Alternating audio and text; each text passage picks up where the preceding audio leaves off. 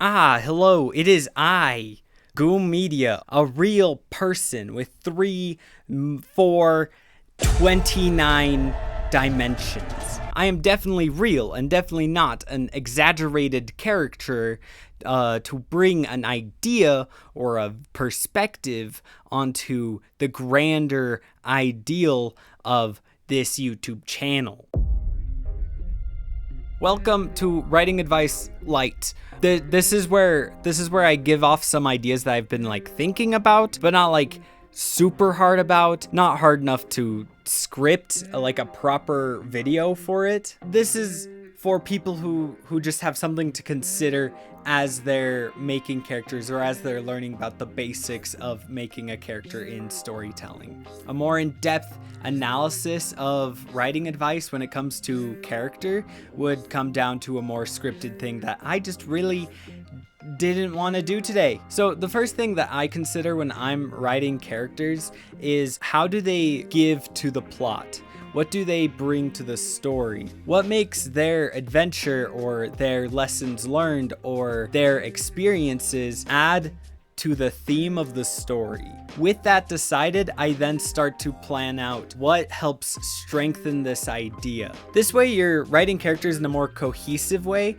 that you'll actually see in the story. I don't need to know what kinds of foods a certain character likes if they're off doing world-saving stuff. If they were a cook, if they were part of a cooking show, that would be a huge difference. But if they're going out saving the world, is it really important to know what their favorite kind of food is? Maybe that will come up in the writing, but it's not something that I would concern myself with writing down on an outline or a character sheet, or even writing into the text if I don't have to. If they're a competent fighter in a fantasy series, then they would know a lot about martial arts, and that would lead me to decide on what kinds of people are the kinds of people who use martial arts a lot in their everyday lives, or were a part of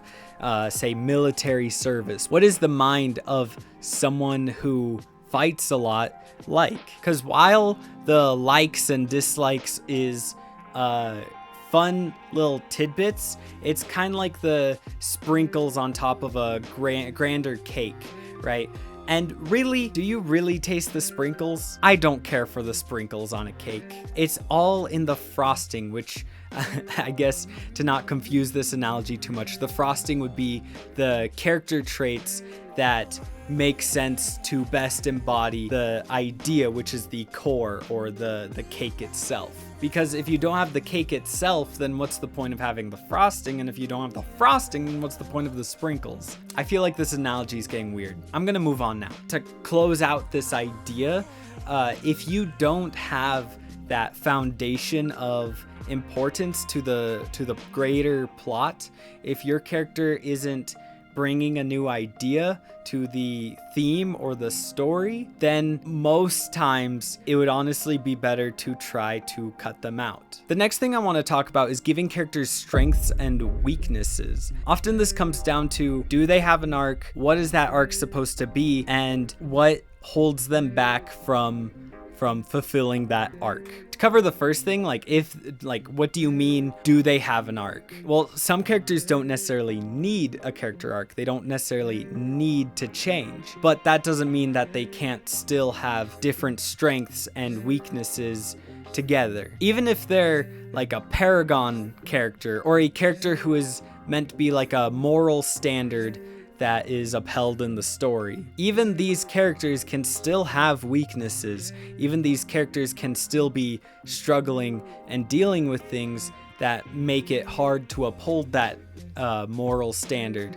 The ultimate thing with a paragon character is that they just don't. Superman is a great example of this, where even though he is super powerful and can do just about anything, it's really hard to see how his powers can fix the corruption of Metropolis, which is why Lex Luthor is such a fascinating arch nemesis to Superman. Because Superman really is a farm boy from Kansas. We can't just expect him to know exactly how to fix government corruption. Yet regardless, his ideals and his values are still so interesting and they help him out so much. It seems like maybe there could be a way that he could do it. The conflict in these Superman stories is, can he maintain his values? Can he maintain his standards even in times where it seems impossible, or it seems like it'd all be easier to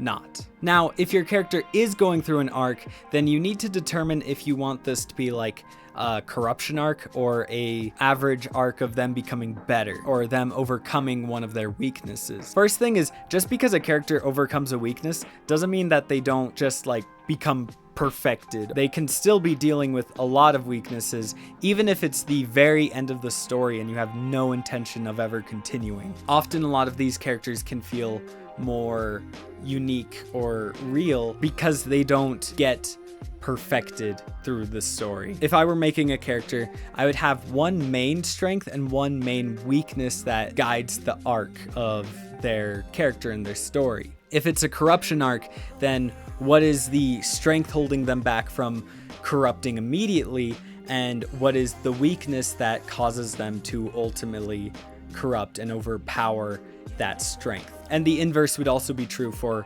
average arc. Ideally, when I'm creating a character, I will make these strengths and weaknesses like the most relevant thing to the plot, an ideal or a value that leads them to come to the conclusion that ends up being the plot, or the theme, I should say, or the opposite of the theme, or the warning of the story, the cautionary theme, I guess would be the best way of putting that. Now, if you want to add a little bit of extra complexity to the idea of giving your characters strengths and weaknesses, then I find that it can be very cool and very interesting to see how a weakness or a strength can become the opposite of itself. So let's say like you're writing this super smart character, and they're smart specifically in the sense that they are really good planners. Well, it would be then kind of interesting to see what they would have to do when they can't make a plan, when they have to think on their feet.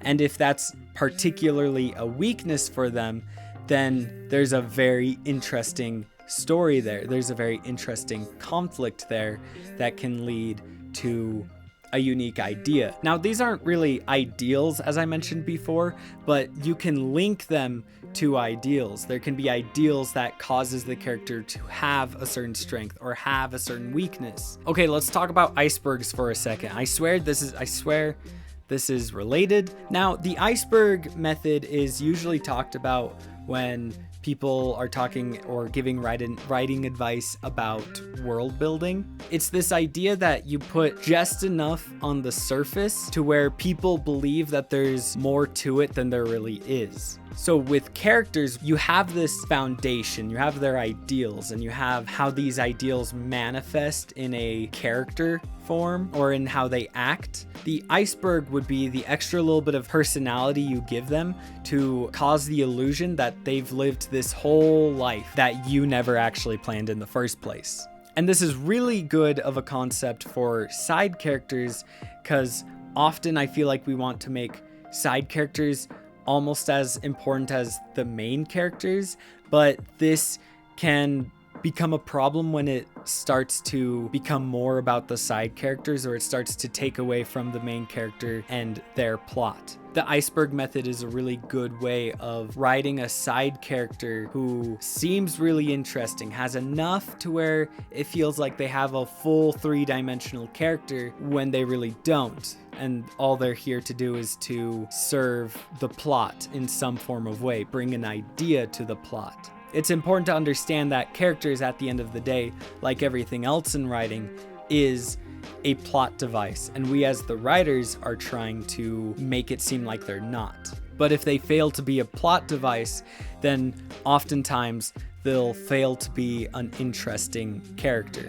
Which brings up the question, What makes an interesting character? An interesting character, in my experience, is often a character who has their ideals, right? We talked about that foundation. These ideals is what's tested when they're put into conflict. Their reaction to that conflict is usually what makes them interesting. The way their struggles keeps them from resolving certain conflicts or causing new conflicts, or their ideals resolving conflicts or even starting new conflicts. Those are the things that usually make characters the most interesting. Characters who have a very specific belief, a very specific idea that now needs to be put to the test. The more you can put those ideals to the test and exploring those ideals in new ways, that's what creates the most interesting characters, or at least in my experience. Once again, this video is not entirely for set in stone laws of writing advice. If I were to put more effort into this video, I still think that'd be wrong, because I've made a whole writing advice video about writing advice and how it's not always applicable. I just wanted to give you guys these things to consider as you're making characters, if you're struggling to make characters,